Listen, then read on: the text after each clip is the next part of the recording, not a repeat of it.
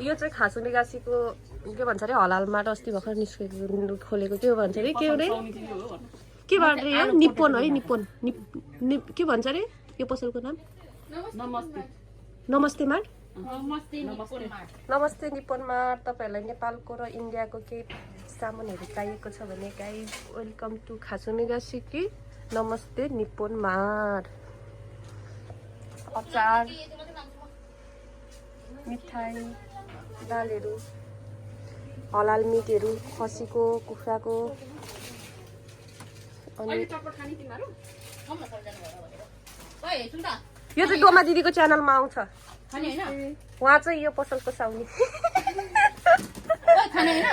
खाने why why chow chow गुन्द्रुक पनि पाउँछ है गाइस नेपाली करेन वाइ वाइ हर्लिक्स अनि प्याज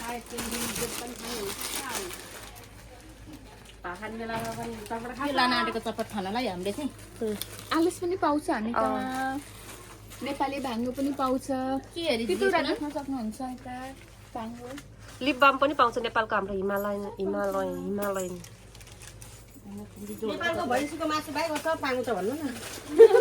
भैँसीको मासु नि पाउनु पर्यो त्यसो भए अब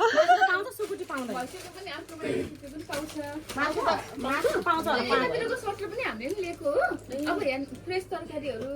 पाउँछ नि त्यस्तो टाइपको तरकारीहरू अनि बुतानीको दिनेको राख्नको लागि लिएको भैँसीको मासुलाई चाहिँ के निको भन्छ दिदी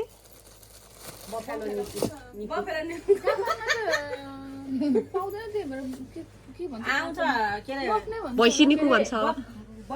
मोर्टी गरेर बुढी भैँसीको चाम्रो मासु त होइन के खानुभएको सुन्ताको घरमा आएको हामी चटपटी खानुलाई होइन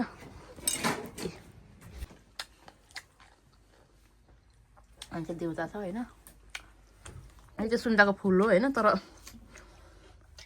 बिचरा मरेर बाँचेको छ हो के गर्नु चटपटीको तयारी हुँदैछ चटपटी वाली कतिवटा हाल्दै जाऊ त यो त खाएर यति मात्रै रहेछ त अनि आलु हरियो मटर प्याकेट कति छ हो यिनीहरूले त सिधा के आउँछ अच्ची नै छ त नि त्यो त चिउराको प्याकेटहरू चिउरा हालेर मोल्दा नै हुन्छ टक्राएर आलु प्याज चिउरा हाल्दा नै हुन्छ है चिउरा गिलो चटपटी नपुगेको सामान कति सामान गिलो चटपटी यस्तो मसलाहरू चाहिँ मिठो हुन्छ के हो यो भइहाल्यो अब चाहिँ हुन्छ सुन्दा कति रहेछ कहाँ चाहिँ ए ड्रग स्टोरमा भएर यो चाहिँ मसलाले चाहिँ मिठो हुन्छ यहाँकोमा कति दिन्छ त यो 170 कि कति हो जस्तो एउटा प्राइस घटाएर अर्को प्राइस होला हामीले होइन जहिले कस्तो हुन्छ डङ्कीमा चाहिँ धेरै यो जुम्सुको चाहिँ त्यो राम्रो भयो यहीँ छ ड्रग्सको कति दिँदो रहेछ 105 रुपियाँ कस्तो खाउँ लाग्ने भयो चटपटी त उसमा 105 रुपियाँ अब कुन चिज कहाँ सस्तो छ त्यो चिज त्यहाँबाट उठाउने के सस्तो छ पेट्रोल डिजल के भन्छ यो खुर्सानी के गर्ने हो आएको छैन पास भएर आएको भयो नि हो भन्नु फेब्रुअरी बेजती हेरे कति सजिलो कुरा माला फिर्ता माग्ने अरे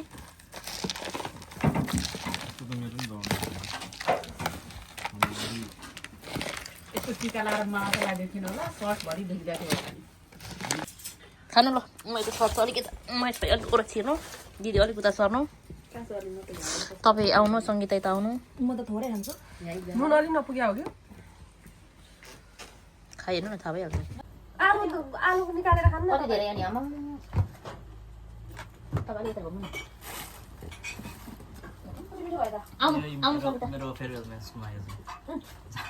जब बनाउनु अगाडि हो बसाले गर्दाखेरि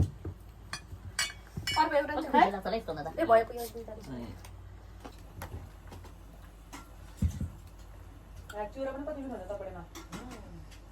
आउनु सक्छ तर जति नै रिस उठ्ने सर भए पनि होइन टिचर के जति मलाई त नै लाग्छ है। रिस उठ्ने जति नै पिट्ने टिचर भए पनि जति नै रिस उठ्ने नि सराप्या गरे पनि जाने बेला चाहिँ कस्तो रुन मन लाग्छ है होइन हरेक क्लासमा त्यस्तो सर हुन्छ कोपाले यहाँ चाहिने हाम्रो झन् कस्तो थाहा त लट्ठी लिने होइन छेउमा बस्नु जति सबैलाई पिट्दै नि म त कहिले छेउमा बस्दैन कि किन छेउमा बसेर पिटेको नि केक चाहिँ